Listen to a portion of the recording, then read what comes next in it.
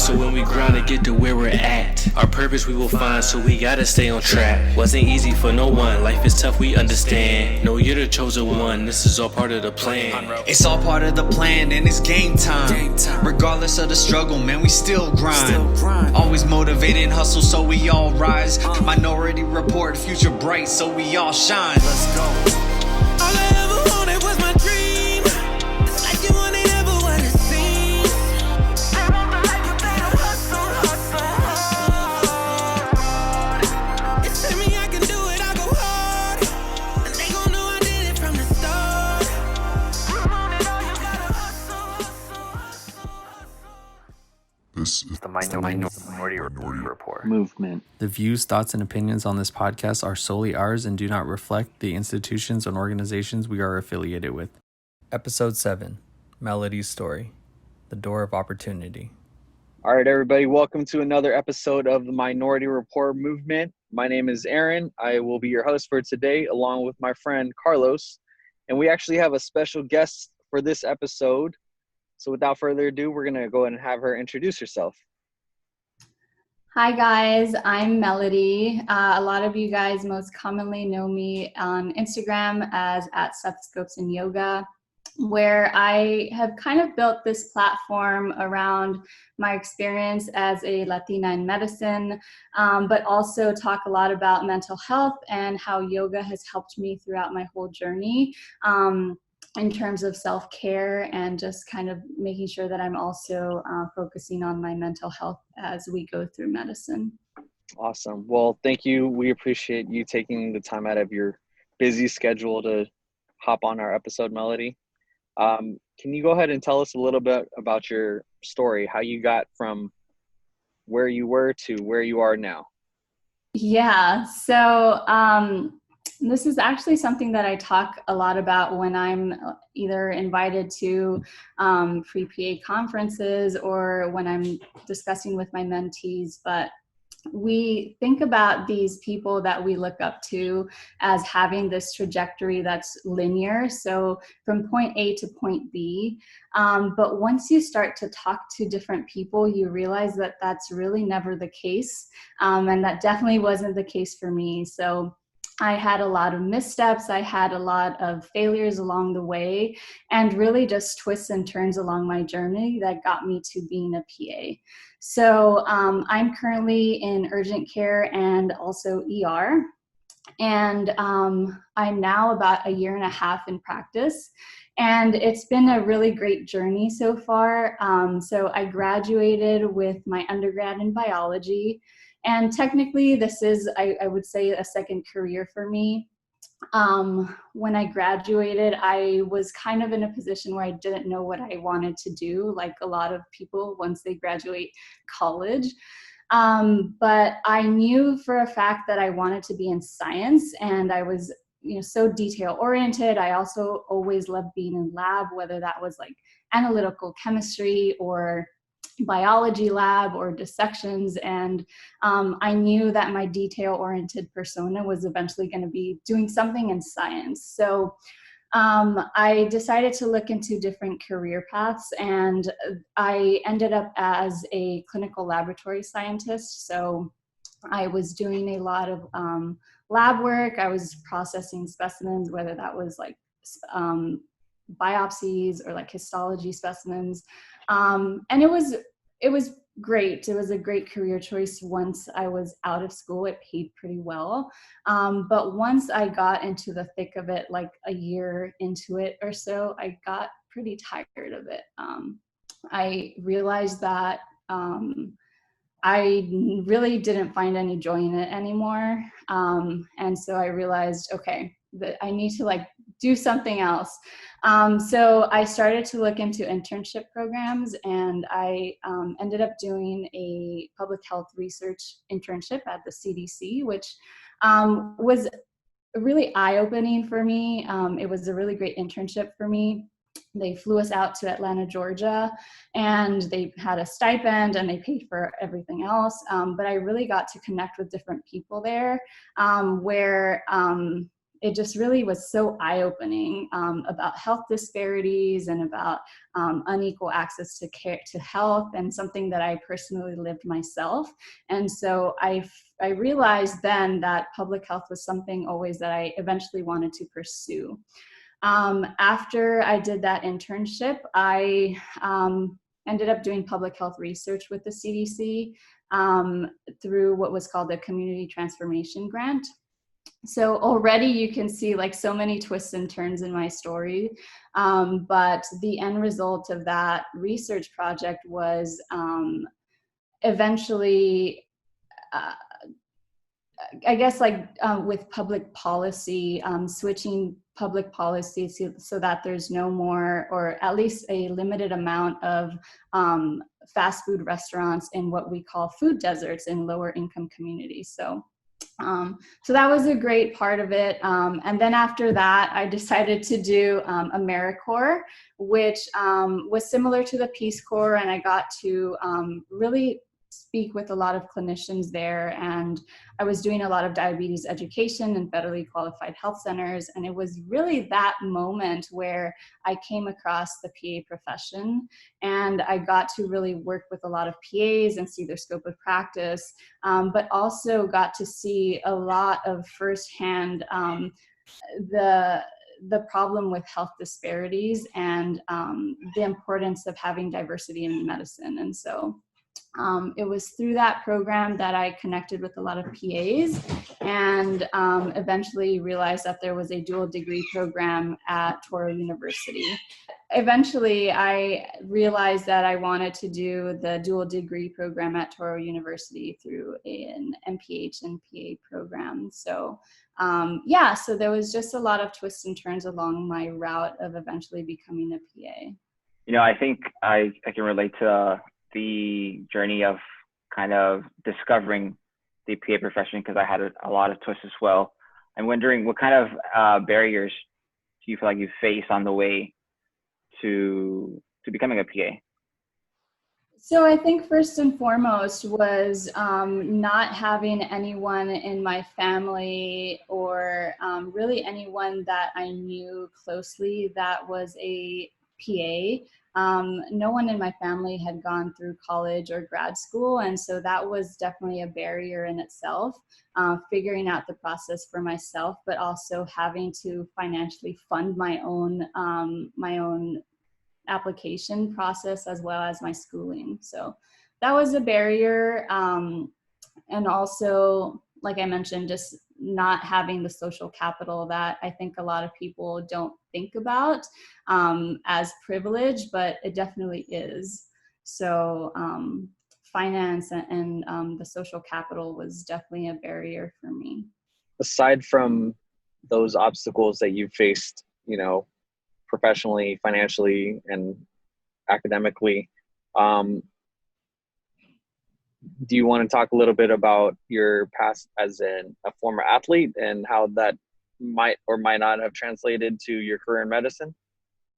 So I played soccer for a good majority of my life. I ended up getting a scholarship to a D1 school, but what happened was that I tore my ACL, lost my scholarship, and then realized I kind of had to figure out what I wanted to do from there. So I think that was probably a small part of it, where I got introduced to medicine in that sense, in the other aspect of it of being a patient and knowing how important it is to have such great health professionals taking care of you. And also having a PA, an ortho PA. And so that part of it, I think was a small part of my journey. So along your path, whether it was whenever you played sports or whenever you did the internship with CDC, who do you feel like have or have been the most influential people that kind of went out of the way to help you out and kind of show you the way to basically unexplored territory for you? So for me, it was definitely a couple of different people, and they weren't necessarily in the field of medicine.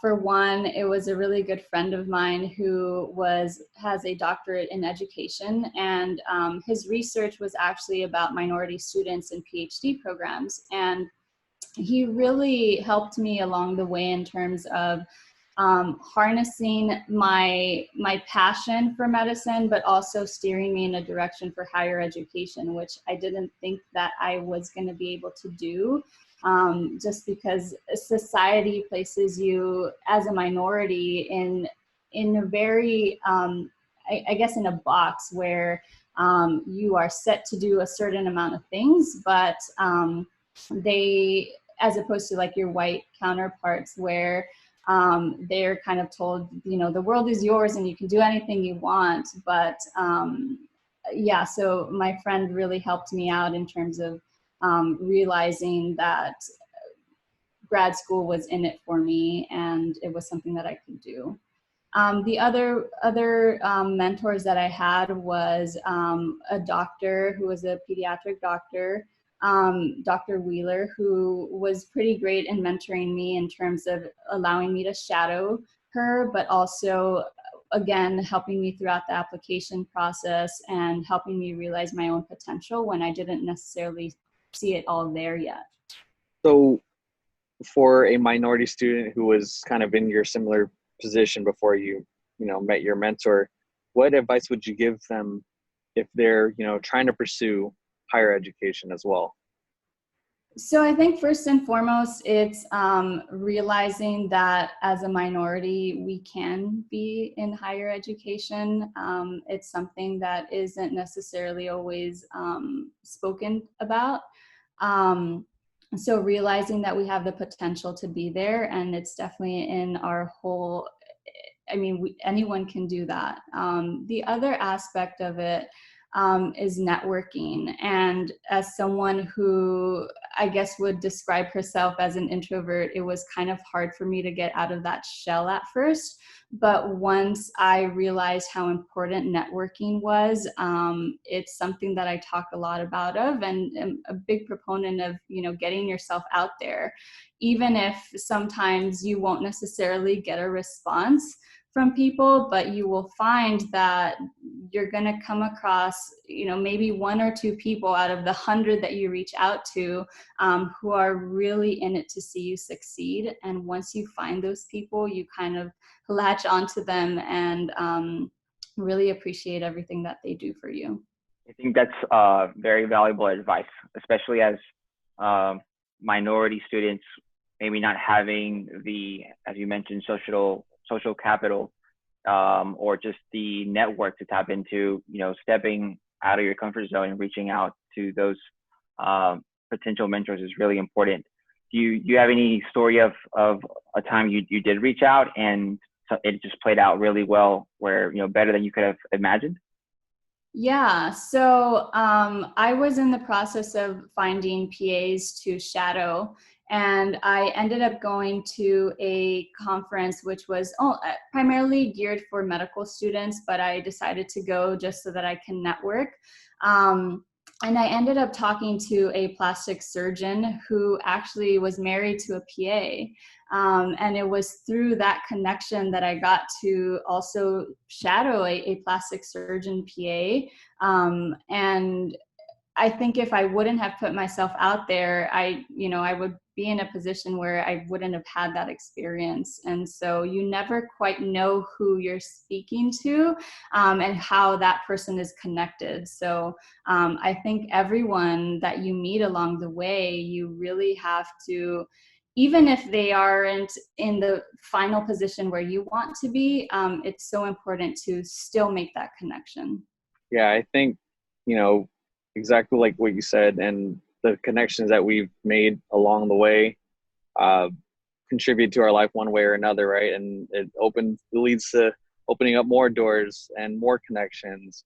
I remember a year, maybe almost 2 years now, where we had that dinner meetup, right? With myself, you, Anthony, Bree, Tony, and Laura, and Ariel from Metalita. And it was just like, wow, all of these people we've connected with through social media, and now we're like in real life connecting. And made great connections from that point on. So I think what you brought up is extremely true and powerful. I think what maybe most of our listeners don't know is that you and I also met at the last year's AAPA conference. I mean, we had talked a little on social media, but it wasn't until we actually met at the conference and we kind of just kicked it off and talked about how we had so many common goals and like a common background. So I think it might be more applicable to like current PA students, but yeah, I think the potential of networking is always there.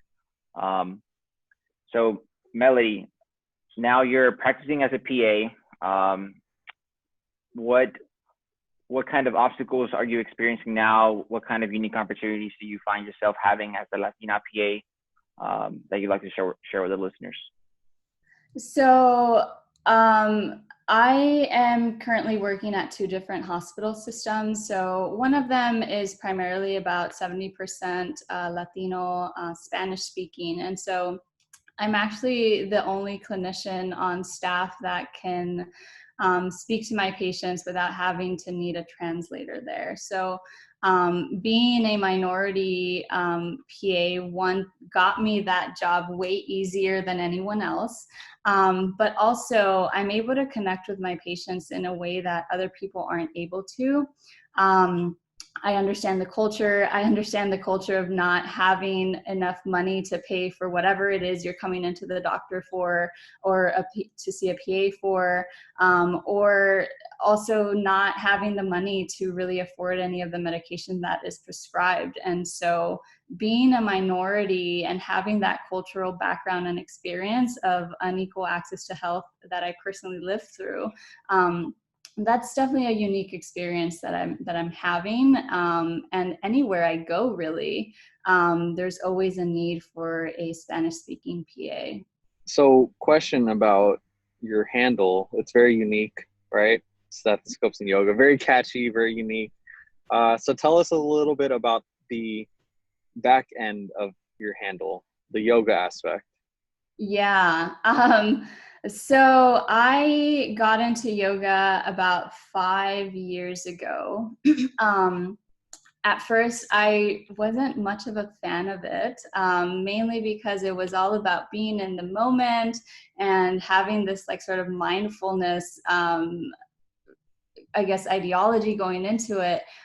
But once I started to really realize what it was about, I fell in love with it. And a lot of people don't know, and it's something that I don't really talk about on my page, but I also co-own an aerial yoga studio. And as a PA, that's something that my schedule and just in comparison, at least to med school, the schooling wasn't as long. And so I was still able to continue that throughout PA school as well as a practicing PA. So I'm able to have that other aspect of my life. And as far as your platform goes, what kind of topics do you find that your audience really resonates with, or how? Tell us about how you kind of grew the page and got to where you are. Yeah, so I started to really be inspired by people. It was primarily when I started, it was med students who were sharing their experience. And I felt that I'd never really found anyone who was actively voicing their experience in the PA community. And so that was one part of it. And the other part of it is, of course, as a Latina, we make up only about 6% of our profession. So I felt that we needed a little bit more diversity in our social media. So I grew the page in that sense. I think what mainly my followers really resonate with is being as transparent in terms of my experiences as a minority student, as a Latina, as a bilingual clinician, as someone who had all of these barriers set before her. And when I realized, looking back at it now, I'm like, wow, I went through a lot. And I think people really resonate with all of that. And I'm happy that they do, because I just kind of want people to realize that no matter what's in front of you, you can always get to where you want to be. And there's just so much to grow once you get there. So you just continually keep growing and keep learning along the way. Nice. I love that story, and I love, you representing and using your voice and your platform as well. I'm sure you've inspired so many people. You've inspired us, just off on the record and off the record. You've inspired us, so we appreciate you. Before we hop into the Minority Report Pearls, do you have any leaving tips for minority students who want to kind of continue your pathway? You yourself are a trailblazer, essentially. What tips would you give somebody who's trying to follow in your footsteps? So I think what I want to also say is that the journey isn't always happy.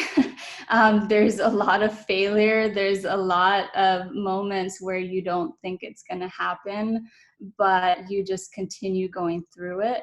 And that's definitely something that I've always wanted to share on my page, where even moments in medicine as a PA, it's not always, picture perfect, and it's not always perfectly posed, pictures and captions and things like that. But I think you grow through a lot of these chaotic times, and once you go through that and looking back at it, you are kind of amazed at what you can accomplish.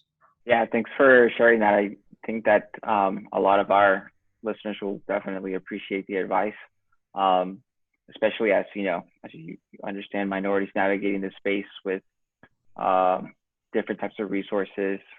But at the end of the day, it's possible to get there, and a lot of people are willing to help out. It's just a matter of reaching out. Okay, so now we're going to move on to our Minority Report Pearls section. Melody's going to give us a quote that has really inspired her and kind of tell us how or what it means to her. It's time for this episode's Minority Report Pearls. These are valuable tips from the Minority Report that are relevant to this episode's topic of discussion. So I recently finished Michelle Obama's Becoming book, and it's something that really inspired me. Her story is so amazing, but she said a quote that really resonated with me, which was, when you've worked hard and done well and walked through the doorway of opportunity, you don't slam it shut behind you. You reach back and you give other folks the same chance to help you succeed. I think, as we mentioned earlier, that's kind of been a theme that has been applicable for you, right? Where people have reached out and helped you, and now you're doing the same with a lot of, mentoring a lot of PPAs. And I believe last time we talked, you said you were also doing occasional application personal statement reviews. Yeah, Right. As much as possible, I'm always mindful of all of the barriers that I went through, and that really inspires me to help others who were in that same position, and just help with personal statements and in any way that I can. Yeah, I think that's awesome. And, your quote, you not only follow that quote, but you live by it as well, through your actions, through everything that you've been doing. And you supporting us in our podcast and our mission to kind of help those who are following along behind. We're trying to leave that door open. We're trying to open new doors and gain new opportunities as well. So, we appreciate you and your story and your support. And we can't wait for there to be more future Melodies, future Carloses, future Aarons, and all of us, to be able to continue to give back, and them to also give back to the next wave, the next generation of healthcare providers. Right. Yeah, I think as each of us has our own story, and it's really about owning our own story and helping others along the way.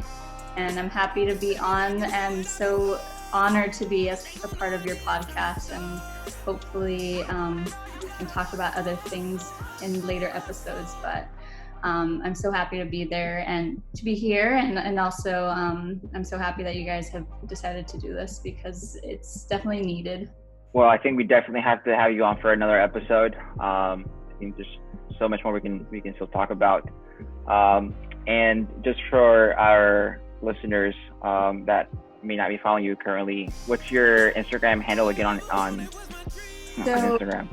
You can find me through at Stethoscopes in Yoga.